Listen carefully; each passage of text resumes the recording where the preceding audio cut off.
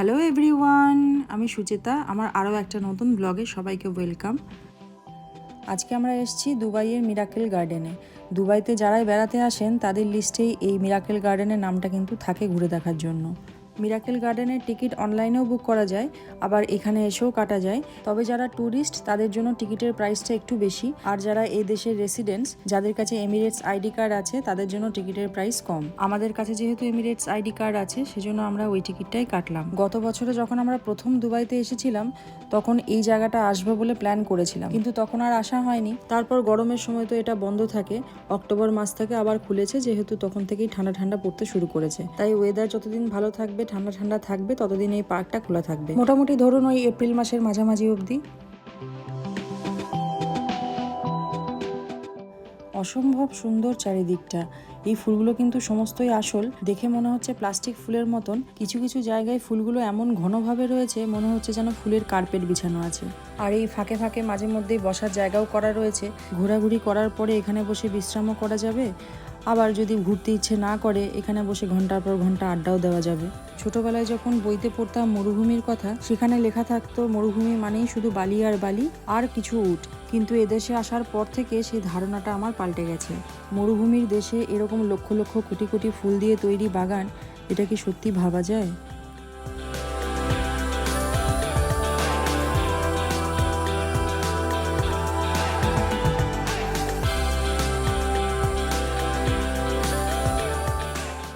কিছু কিছু জায়গায় বিভিন্ন কালারের ছাতা আর তার সঙ্গে বিভিন্ন কালারের ফুল দিয়ে এত সুন্দর করে ডেকোরেশনগুলো করেছে, চোখ একদম জুড়িয়ে যাচ্ছে দেখে।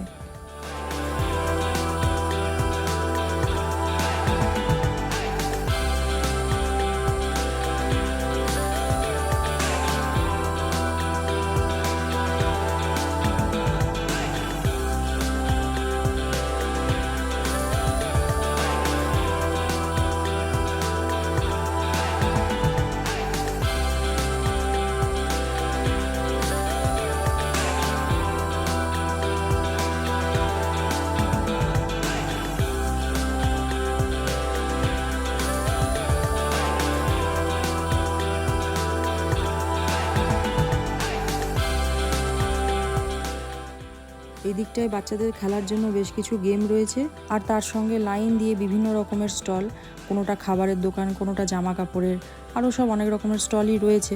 এখানে এসে ওরা বাবা ছেলেতে দুজন দুটো টুপি কিনেছে। এই টুপিগুলো মলে কিনতে গেছিলাম, দামটা একটু বেশি লাগছিল। এখানে এসে যখনই দেখলাম দামটা একটু কম, তাই ভাবলাম আর চিন্তা করে লাভ নেই, এখান থেকেই নিয়ে নিই। আর দোকান থেকে আমাকে এটা হাতে পরার জন্য ফ্রি দিয়েছে, কিন্তু আমি তো আর এইসবগুলো এখন আর পরি না। ভাসুরের মেয়ে আছে, ওর জন্য তুলে রাখবো।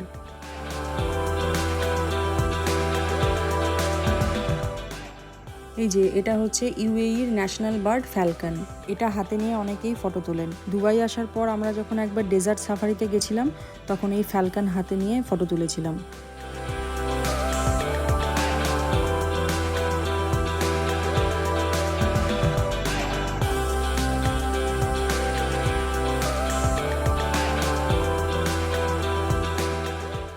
এই কেটলিটা কত সুন্দর লাগছে একবার দেখুন।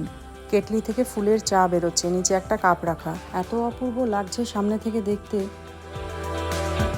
পৃথিবীতে এমন মানুষ বোধহয় খুব কমই আছেন যারা ফুল ভালোবাসেন না। আর যারা গার্ডেনিং করতে খুবই ভালোবাসেন তারা যদি এই জায়গাটায় একবার আসেন, আমি নিশ্চিত করে বলতে পারি তারা আর বাড়ি ফিরতে চাইবেন না। একদম অমরাবতী যাকে বলে।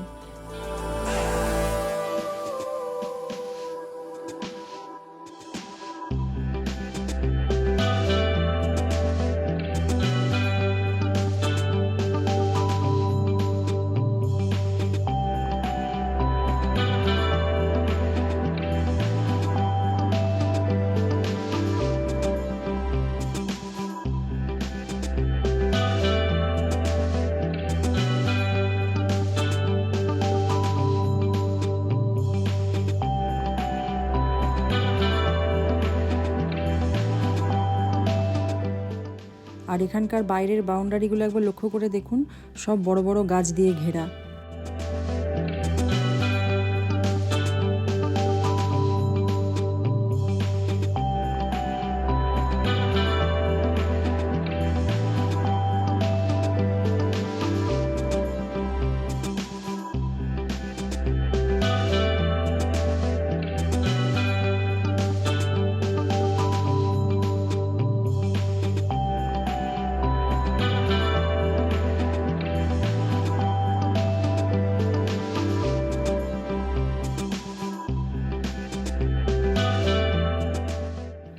মিরাকেল গার্ডেনের মূল আকর্ষণ হচ্ছে ফুলে ঢাকা এই এমিরেটস ফ্লাইটটা।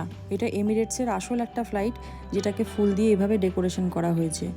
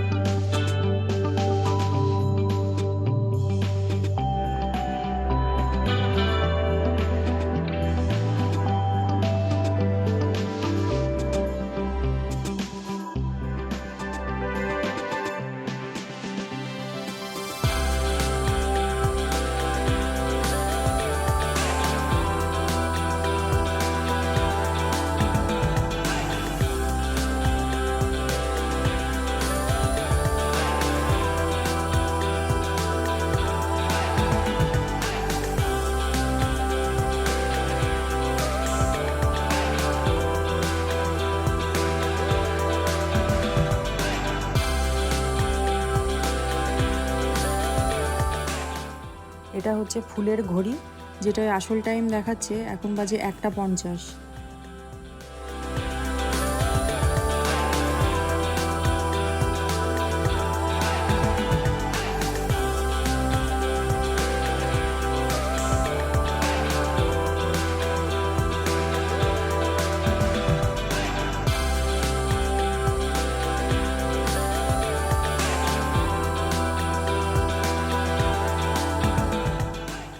সিঁড়ি দিয়ে একটু ওপরে উঠে এলেই নিচটা খুব সুন্দর দেখাচ্ছে। এই যে ফ্লাইটটা পুরোটা এত সুন্দর দেখাচ্ছে ওপর থেকে, আর এই যে নিচের ভিউটা অসাধারণ।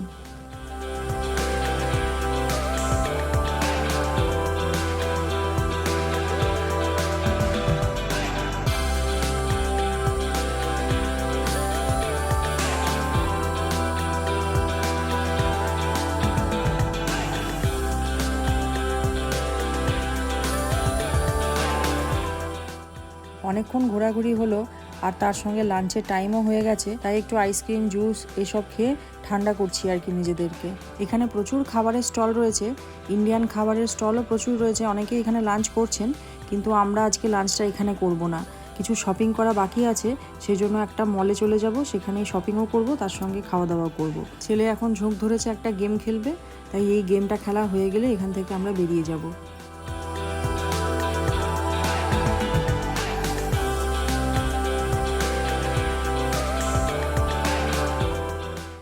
এখন আমরা যাচ্ছি ইবন বাতুতা মলে। এই ইবন বাতুতা মলের কথা আপনাদেরকে আগের একটা ভিডিওতে বলেছিলাম। এখন যেহেতু দুবাইতে শপিং ফেস্টিভ্যাল চলছে, তাই এখান থেকে কিছু শপিংও করব, তার সঙ্গে লাঞ্চও করব। ছেলের জন্য সোয়েটার কিনতে হবে, আবার হাজব্যান্ডের জন্য সোয়েটার কিনতে হবে। এই দেখুন, এই সোয়েটারটার আগের দাম ছিল 89 দিরহামস, এখন অফারে চলছে 49 দিরহামস।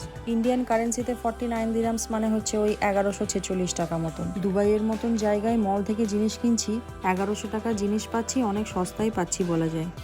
ছেলের জন্য এই সোয়েটারটা পছন্দ করেছি। ওর বেশিরভাগ সোয়েটারই আমি হুডি নেওয়ার চেষ্টা করি, কারণ টুপি পরতে চায় না, হুডিটা থাকলে অনেক সুবিধে হয়।